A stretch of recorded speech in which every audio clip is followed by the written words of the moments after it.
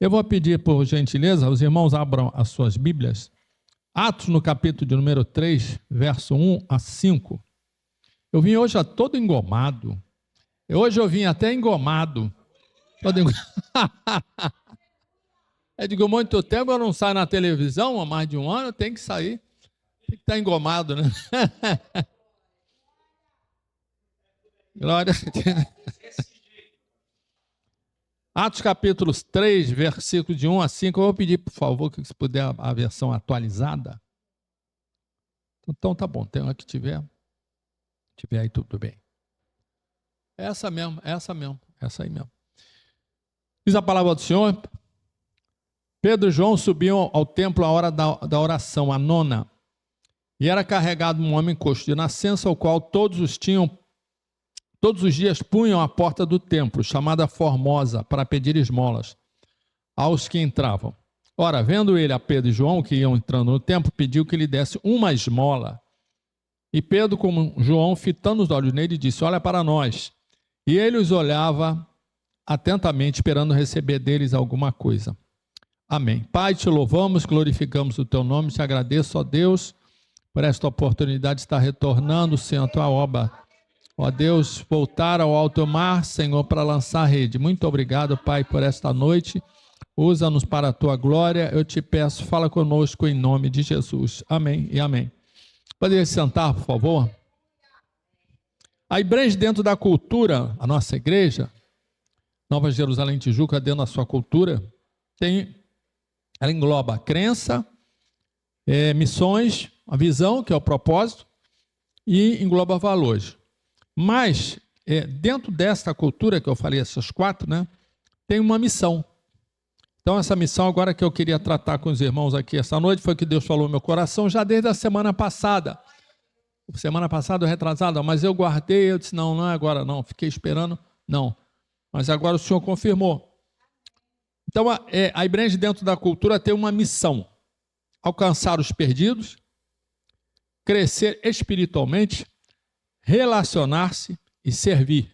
Vou repetir: alcançar os perdidos, crescer espiritualmente, relacionar-se e servir. O livro que nós estamos lendo foi escrito pelo nosso querido irmão Lucas, que era médico. Olha só como é que Deus faz, né?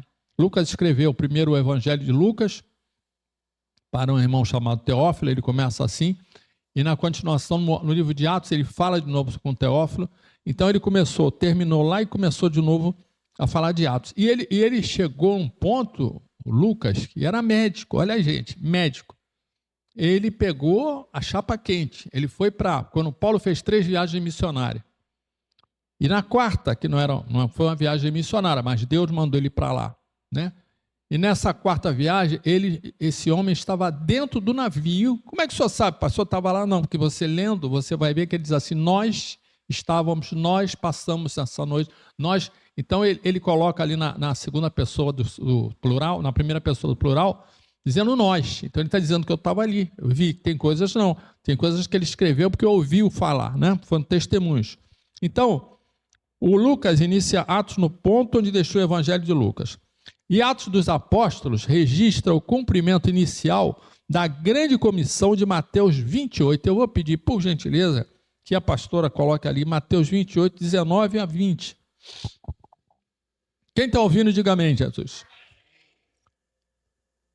Atos registra o cumprimento inicial da grande comissão de Mateus 28, 19 e 20, conforme vai delineando o princípio e o crescimento da igreja neotestamentária. Escuta isso aqui, ó. Jesus, aproximando-se, falou-lhes dizendo: toda a autoridade me foi dada no céu e na terra. O verso 19 diz assim: ide, portanto, fazei discípulos de todas as nações, batizando-os em nome do Pai e do Filho e do Espírito Santo. Ele delegou autoridade, ele recebeu autoridade. Jesus recebeu essa autoridade e delegou, porque ele é a cabeça da igreja, ele é o cabeça. E só se exercita a autoridade através do corpo. O corpo é a sua igreja. Quem está entendendo, diga amém. Verso 19. Ide, portanto, de novo, fazei discípulos de todas as nações, batizando no nome do Pai, do Filho e do Espírito Santo, ensinando-os o quê? A guardar todas as coisas que eu vos tenho ordenado. E eis que eu estou convosco todos os dias até a consumação do século. Pastor, mas eu queria receber a minha bênção, a minha vitória.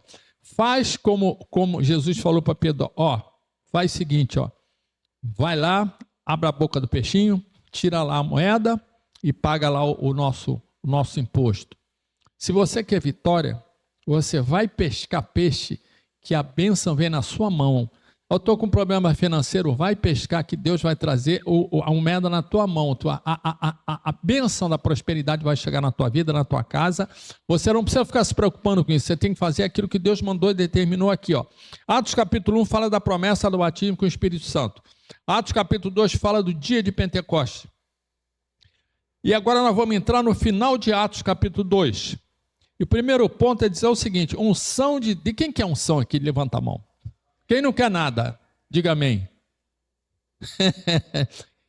Quem quer unção, diga amém, Jesus. A unção de Deus tem um preço a pagar. Atos 2, 42.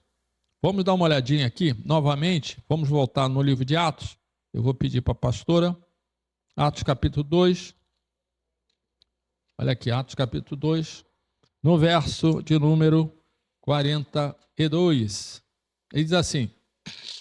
Escuta isso aqui, perseveravam na doutrina dos apóstolos e na comunhão, no partir do pão e nas orações. Vamos repetir. Olha aqui, E perseveravam na doutrina dos apóstolos e na comunhão. Não de comer não. Na comunhão. No partir do pão e nas orações. A nossa igreja tem comunhão? Sim ou não? Tem coinonia? Sim ou não? Perseverava na doutrina. Aqui tem doutrina? Sim ou não? Em cada alma havia temor. Então preste atenção. Tem um preço a pagar. Se nós queremos a vitória, nós temos que fazer aquilo que Jesus determinou. Perseverar na doutrina, nós perseveramos. Tem doutrina na igreja. Nos apóstolos, na comunhão. Temos comunhão aqui às terças-feiras, nas quartas, nas sextas. Domingo, então, no partir do pão e nas orações. Verso 43 diz assim, em cada alma havia temor e muitos prodígios e sinais eram feitos por intermédio dos apóstolos. A unção de Deus, segundo ponto, é que exige temor de Deus. Nós lemos aqui agora. Quando há temor de Deus, a nossa vida está na presença de Deus, os sinais e prodígios vão acontecer. Mas o corpo da igreja somos nós. O corpo da igreja somos nós. Se nós não fizermos nada, vamos continuar pregando. Eu tenho ouvido aqui o pastor pregar, os pastores pregarem dia após dia, noite após noite, falando, repetindo, ali nas terças-feiras, explicando, ensinando, falando. Mas se nós não nos ativarmos a fazer alguma coisa, sabe o que vai acontecer? Nada, porque as almas não vão vir aqui. Quem está entendendo, diga amém, Jesus. Terceiro ponto é que a unção de Deus exige unidade. Atos 2, 44. Olha lá. Nós temos unidade nesta igreja, sim ou não? Quem crê, diga amém. Todos os que creram estavam juntos e tinham tudo em comum. Nós falamos o seguinte, a nossa cultura tem a missão de alcançar os perdidos, crescer espiritualmente, relacionar-se e servir. Repara que aqui está escrito assim, todos os que creram estavam juntos e tinham tudo em comum. Quem que creu, pastor? Esse aqui está falando sobre os novos convertidos. Aqueles que estavam se convertendo, olha o que estava acontecendo. Teve naquele dia que Pedro pregou ali, cerca de 3 mil almas se converteram. Então, quando acontece isso aqui, tudo começa a acontecer os milagres. Porque eu vejo muitas pessoas aqui lutando, eu não vou contar minha história aqui, porque vocês vão chorar. Mas há pessoas que ficam assim, muito tristes, caídas. Pastor, mas o senhor não sabe o que é. Eu já tive depressão. Eu digo, eu também. Você não sabe o que é depressão. Você não sabe. Quem não teve é bom não ter. E quem já teve, eu sei o que é. Tá? Ia ficar depressivo. Mas pastor depressivo. Mas muitos pastores, Pastor Marco Feliciano teve recentemente falando, testemunhando, que ele ficou num estado tal, tá no YouTube, que ele disse que não aguentava mais, ficou louco, acabou, não quero tomar banho, não quero me arrumar, não quero sair, não quero pregar, não quero fazer nada, ficou dentro de casa, trancado, não quero. E a esposa e a filha falavam, eles não quero saber de ninguém. Então Deus teve que fazer isso aqui, ó. Porque a pessoa fica realmente num estado muito ruim, e aí fica dodói e tem que parar. Ele parou um tempo, mas depois Deus usou um outro homem, um homem de Deus, um profeta de Deus, e usou um judeu, olha só, um judeu daquele judeu mesmo da lei, do tempo da lei. Foi lá e usou poderosamente, e ele voltou a estar aí para a glória do Senhor. Então, a unção de Deus exige unidade. Todos os que creram, quem? Os que ouviram a palavra, estavam juntos e tinham tudo em comum. Então, creram, estavam juntos e tinham tudo em comum. A unção de Deus gera sinais. Atos 2, 43, parte B. Em cada alma havia temor, e muitos prodígios e sinais eram feitos por intermédio dos apóstolos. Os milagres vão acontecer. Porque senão, você vai ficar a vida toda esperando o milagre, O pastor tem falado aqui, tem orado por cura. O pastor Alexandre tem orado. O nosso querido Igão tem orado aqui. Mas tem enfatizado que é necessário nós darmos um passo de fé. Nós temos que trazer as pessoas para ouvir a palavra de Deus. Quando nós fizermos aquilo que o Senhor mandou, quando a gente fizer aquilo que Deus mandou a gente fazer, a gente vai ter vitória na nossa vida. A cura vai acontecer, os milagres vão acontecer. Você não vai ficar mais na dependência de A, de B ou de C. Isso já foi pregado diversas vezes aqui. E eu sei o que é isso. Então, quando você se lança verdadeiramente, você se prepara, você ora, você jejua e você se entrega de coração na obra, o Senhor vai fazer milagre na sua vida. Amém? O quinto ponto é que unção de Deus gera salvação de alma. Atos 2, 47. Eu vou ler o 46 também. Ó. Diariamente perseveravam unânimes no templo. Partiam pão de casa em casa, tomavam as suas refeições com alegria e singeleza de coração, louvando a Deus e contando com a simpatia de todo o povo. Enquanto isso, Deus acrescentava-lhes o Senhor. Acrescentava-lhes o Senhor, dia a dia, os que iam sendo salvos. E quem vai acrescentar não somos nós, é o Senhor que vai acrescentar. Eu estava passando ali na rua, e tem umas semanas atrás aí eu olhei assim para um homem, estava com um monte de roupa lá em casa, e tinha um casacão, até bonito, sabe? Mas eu não quero mais esse casaco, eu já estou cansado desse casaco, eu vou tirar essa roupa, não quero mais. Mas eu tenho que saber para quem eu vou dar esse casaco. Aí fiquei lá.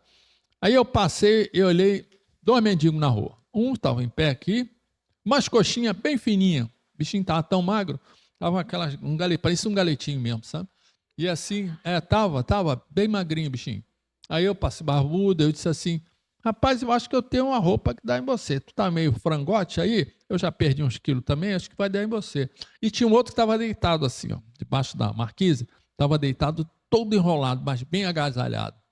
Eu disse, caramba, tu tá de short, tá peladão aí, e ele tá ali na boa. Aí ele falou, dá para ele sim. Dá para ele que ele está precisando. Aí eu fui em casa, peguei aquela roupa, trouxe para ele, dei para aquele homem ali. Veste aí. Aí ainda trouxe 2 shorts que eu tinha lá, estavam semi-novos. Toma isso aqui. Aí ele foi, tirou um. Aí o outro disse, tu vai ficar pelado? Eu disse, não, que eu estou com outro por baixo. Aí botou que eu dei por cima, aí ficou com 3, né? Aí eu dei para o outro para lá e meu também. Aí eu disse assim, olha, eu ainda trouxe mais um casaco. Aí esse cara que está aqui, que recebeu o casacão de couro que eu dei para ele, ele disse assim, pode dar para ele, que esse aqui para mim já está bom. Você vê que não tinha um olho grande. Eu disse assim, mas ele já tem casaco, você não quer? Ele disse, não, dá para ele, pode dar.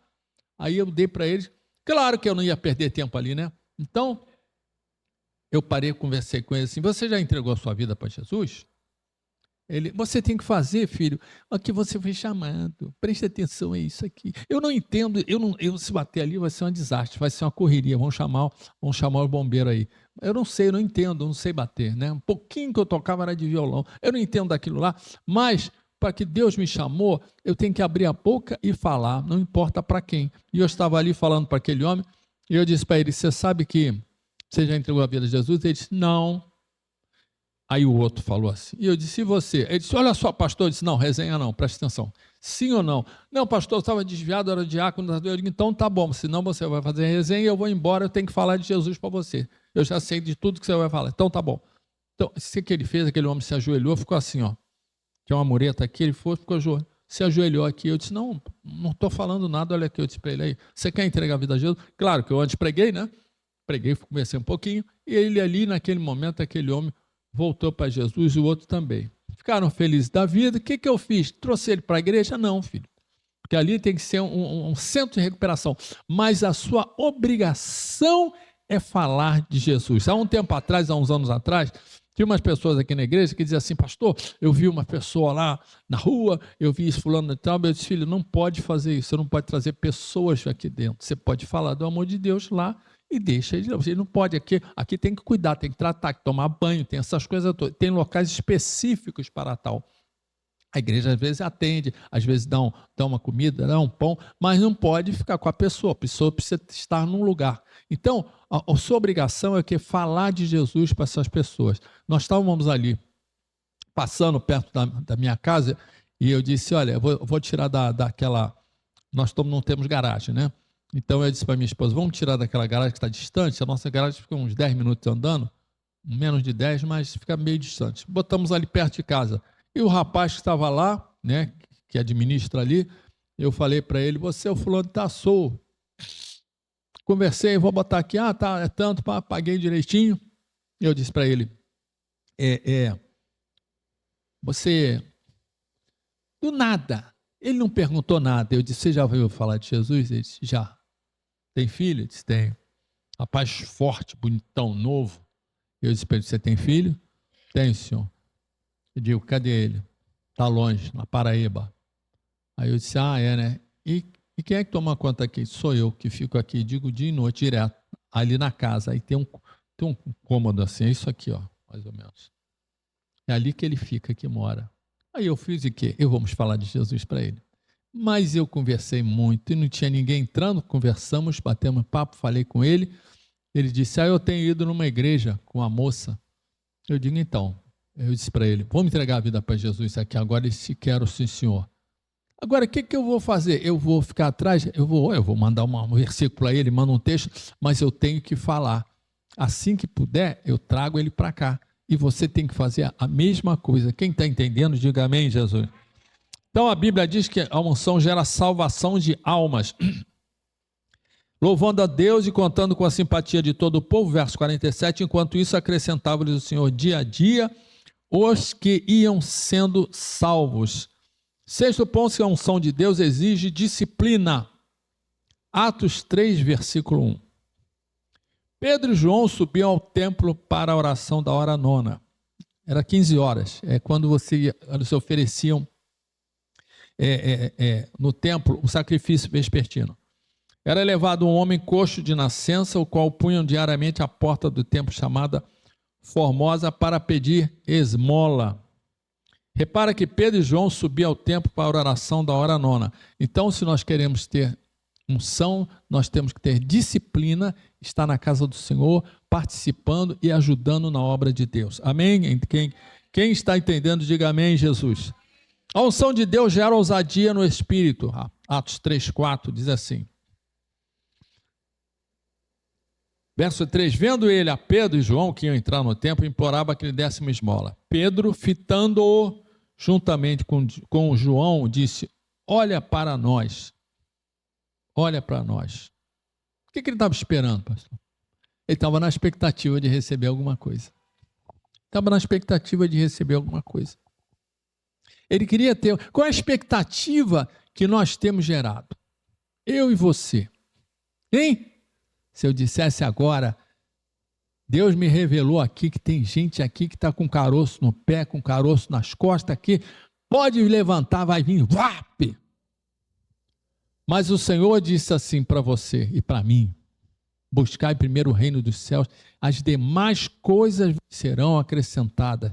Buscar ao Senhor em primeiro lugar. Então nós temos que fazer aquilo que Jesus mandou. Nós vamos buscar aqueles que estão se perdendo, aqueles que estão perdidos, que necessitam da salvação. Nós temos que fazer a obra do Senhor e trazê-los para a casa do Senhor. Amém, igreja? A unção de Deus gera ousadia no espírito. Que expectativa nós temos gerado nas pessoas? A unção de Deus gera atenção e expectativa. Atos 3:5. Ele os olhava atentamente, esperando receber alguma coisa. Gente, olha o que o Senhor está dizendo aqui. Ele esperava receber alguma coisa deles. O que nós temos gerado no coração das pessoas? Pessoas querem receber alguma coisa. Há pessoas que estão numa situação, às vezes, muito difícil financeiramente. As pessoas que têm problemas de saúde, há pessoas que têm problema de finanças, mas não sabe e não quer dizimar. E quando se fala, a pessoa às vezes quer ensinar o que ela não sabe. Porque dízimo e oferta é bênção na casa do Senhor e bênção para quem está dizimando e quem está ofertando. Quem crê nisso, diga amém. É bênção para quem recebe, quem está dando e bênção para quem está recebendo também. Então, se você está entregando ao Senhor, o Senhor vai te abençoar. Então, as pessoas que não querem cumprir princípios, cumpra princípios que Deus vai estabelecer e cumprir os propósitos. Amém? Se você cumprir os princípios, Deus vai cumprir os seus propósitos na sua vida, na minha vida. Gera atenção e expectativa. Ele ficou esperando receber deles o quê? Ele não tinha nada ali, ficou ali parado, olhando, esperando. Podia pedir uma esmola, alguma coisa, mas a expectativa era grande. E a Bíblia diz que precisamos ter uma nova unção de Deus para fazermos a diferença nesse mundo tenebroso. Atos 3, do 6-9, diz assim: Pedro, porém, lhe disse: não possuo nem prata nem ouro, mas o que eu tenho, isso eu te dou. Em nome de Jesus, o Nazareno, anda.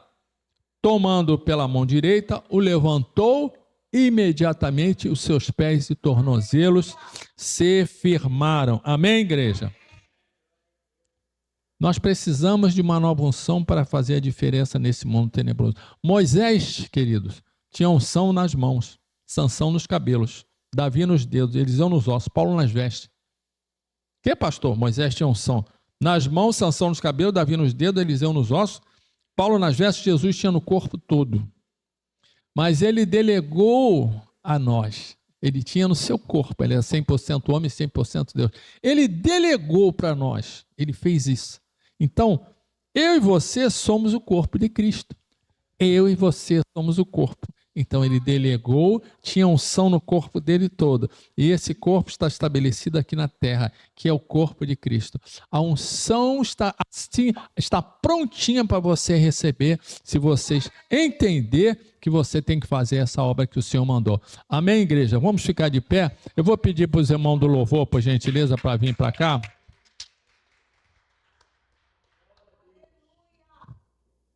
Quem mandou largar a rede? Quem mandou você parar? Você tem que fazer a obra de Deus, filho. Quer receber a unção?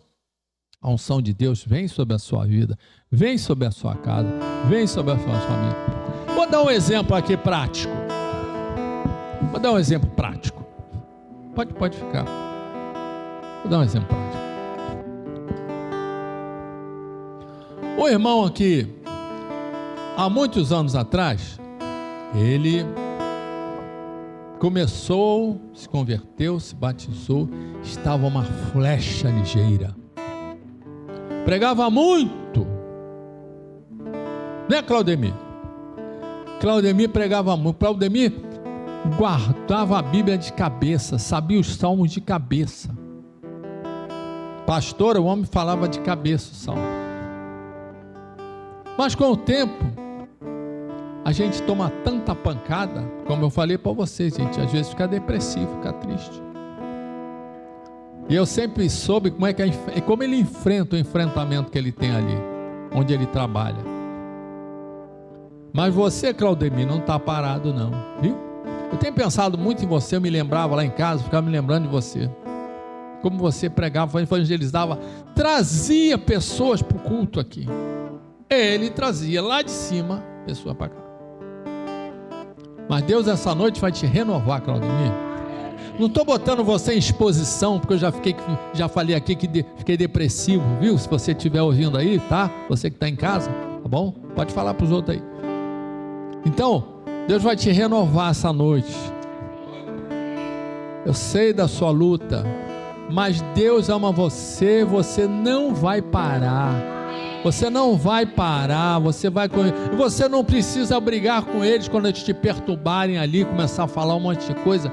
Eu sei que é difícil, mas Jesus está contigo. Você vai voltar a falar, Deus vai te abençoar, Deus vai fazer a obra na sua vida. Amém? Amém? Em nome de Jesus. Em nome de Jesus eu creio nisso na sua vida. Amém?